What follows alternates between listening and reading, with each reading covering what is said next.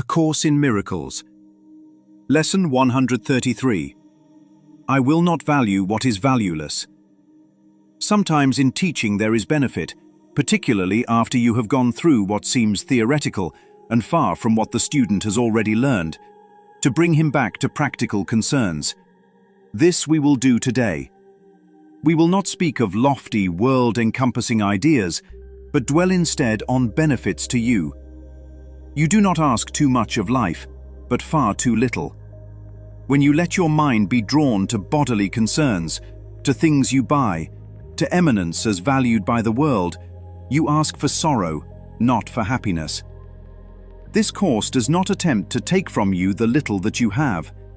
It does not try to substitute utopian ideas for satisfactions which the world contains. There are no satisfactions in the world. Today we list the real criteria by which to test all things you think you want. Unless they meet these sound requirements, they are not worth desiring at all, for they can but replace what offers more. The laws that govern choice you cannot make, no more than you can make alternatives from which to choose. The choosing you can do, indeed you must. But it is wise to learn the laws you set in motion when you choose, and what alternatives you choose between. We have already stressed there are but two, however many there appear to be. The range is set, and this we cannot change. It would be most ungenerous to you to let alternatives be limitless, and thus delay your final choice until you had considered all of them in time, and not been brought so clearly to the place where there is but one choice that must be made. Another kindly and related law is that there is no compromise in what your choice must bring. It cannot give you just a little, for there is no in-between. Each choice you make brings everything to you or nothing. Therefore, if you learn the tests by which you can distinguish everything from nothing, you will make the better choice. First, if you choose a thing that will not last forever, what you chose is valueless. A temporary value is without all value. Time can never take away a value that is real. What fades and dies was never there, and makes no offering to him who chooses it. He is deceived by nothing in a form he thinks he likes. Next, if you choose to take a thing away from someone else, you will have nothing left. This is because, when you deny his right to everything, you have denied your own. You therefore will not recognize the things you really have, denying they are there. Who seeks to take away has been deceived by the illusion loss can offer gain. Yet loss must offer loss, and nothing more. Your next consideration is the one on which the others rest. Why is the choice you make of value to you? What attracts your mind to it? What purpose does it serve? Here it is easiest of all to be deceived. For what the ego wants, it fails to recognize. It does not even tell the truth as it perceives it, for it needs to keep the halo which it uses to protect its goals from tarnish and from rust, that you may see how innocent it is. Yet is its camouflage a thin veneer, which could deceive but those who are content to be deceived. Its goals are obvious to anyone who cares to look for them.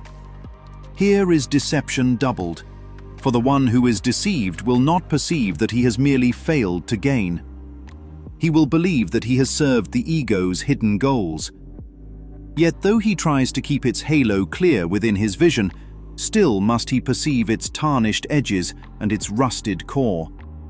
His ineffectual mistakes appear as sins to him, because he looks upon the tarnish as his own, the rust a sign of deep unworthiness within himself. He who would still preserve the ego's goals and serve them as his own makes no mistakes, according to the dictates of his guide. This guidance teaches it is error to believe that sins are but mistakes, for who would suffer for his sins if this were so? And so we come to the criterion for choice that is the hardest to believe, because its obviousness is overlaid with many levels of obscurity. If you feel any guilt about your choice, you have allowed the ego's goals to come between the real alternatives. and thus you do not realize there are but two, and the alternative you think you chose seems fearful and too dangerous to be the nothingness it actually is. All things are valuable or valueless, worthy or not of being sought at all, entirely desirable or not worth the slightest effort to obtain. Choosing is easy just because of this. Complexity is nothing but a screen of smoke, which hides the very simple fact that no decision can be difficult. What is the gain to you in learning this? It is far more than merely letting you make choices easily and without pain.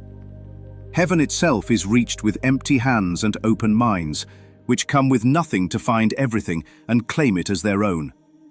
We will attempt to reach this state today, with self-deception laid aside and with an honest willingness to value but the truly valuable and the real.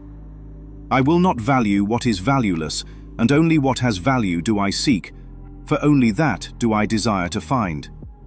And then receive what waits for everyone who reaches, unencumbered, to the gate of heaven, which swings open as he comes. Should you begin to let yourself collect some needless burdens, or believe you see some difficult decisions facing you, be quick to answer with this simple thought: I will not value what is valueless, for what is valuable belongs to me. Lesson 133. I will not value what is valueless. The mind is deceived by nothing, in a form it thinks it likes. A Course in Miracles. Lesson 133. Imagine walking into an abandoned shopping mall. Not the modern kind with polished floors and bright lights. An old one. The kind where the fountain no longer works. The kind where half the stores are empty, but the signs are still hanging. Faded mannequins still stand in the windows, wearing clothes nobody wants anymore.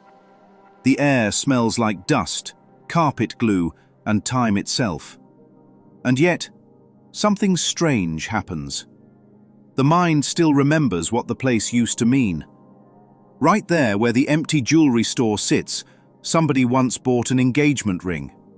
Right there near the food court, teenagers once laughed with friends they no longer speak to. Right there beside the arcade, someone had their first kiss. The forms remain, but the meaning is gone. Yet the mind keeps projecting value onto the ruins. That is lesson 133.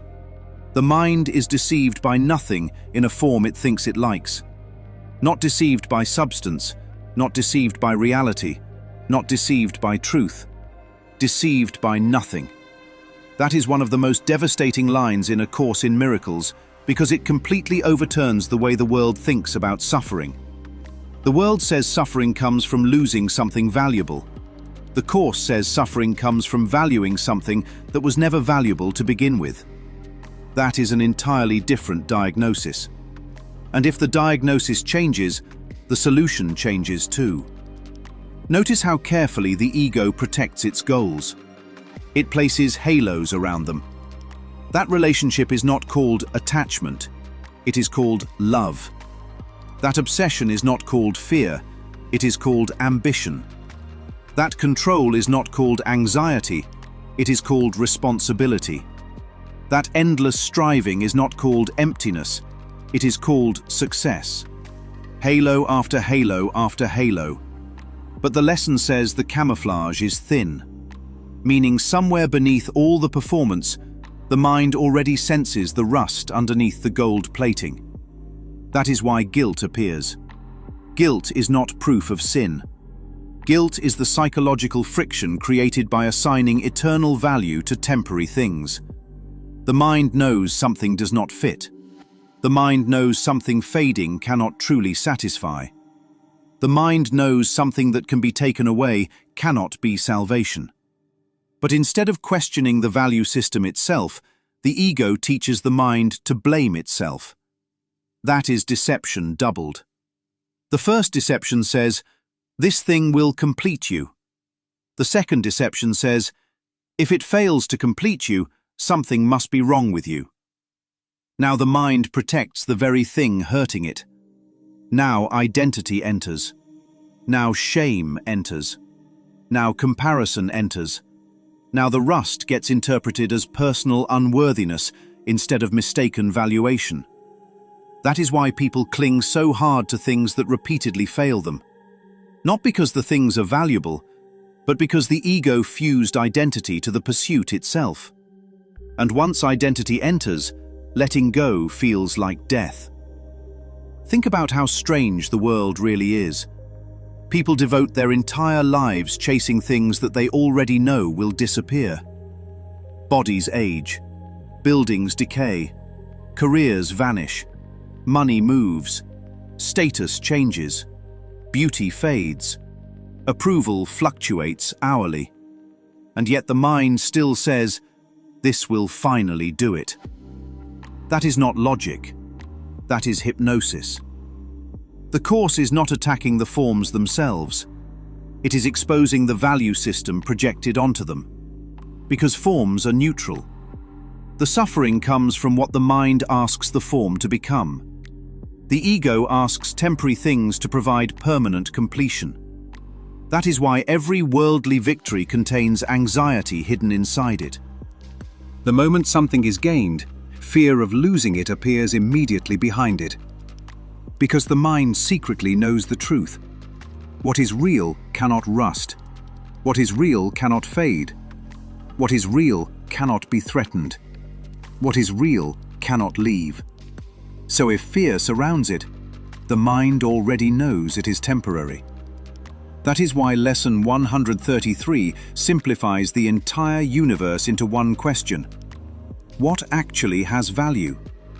Not temporary stimulation, not emotional drama, not ego reinforcement, not specialness, not superiority, not possession, not control, not image maintenance. Real value must be eternal, because otherwise time can erase it. And if time can erase it, then the value was projected there by the mind. The abandoned mall metaphor matters because the world itself operates like that mall. Every storefront still promises fulfillment. Every advertisement still promises completion. Every ego goal still promises arrival. But the deeper one walks through the structure, the more obvious the emptiness becomes. The music is still playing faintly through the speakers, but nobody is really home. And eventually something inside begins to shift. The mind stops asking, "Which store will save me?" and begins asking, "Why did I ever think salvation was in the mall at all?" That is the turning point. Because heaven is not another storefront. Peace is not hidden behind one final purchase. Love is not waiting inside a better body, a better status level, a better relationship, or a better future version of the self. The ego survives through postponement. It says, "Almost. Soon. Just a little more. One more achievement. One more relationship. One more reinvention." But almost is the language of emptiness pretending to become fullness. The Course ends that cycle by exposing the mechanism itself. Nothing cannot become everything. Temporary things cannot become eternal. Forms cannot complete what was never broken. And suddenly the line about empty hands and open minds becomes one of the most beautiful ideas in the entire Course. Because empty hands are no longer trying to carry them all out with them. No more dragging dead symbols across the mind, hoping they will eventually transform into peace. No more trying to turn fading things into permanent identity. No more worshipping forms while secretly terrified of losing them. Empty hands are not loss. They are freedom from false value. And an open mind is simply a mind no longer hypnotized by appearances. That is why the gate of heaven swings open automatically. Not because heaven was hiding, but because the mind finally stopped clutching what never had value. The mall was never locked.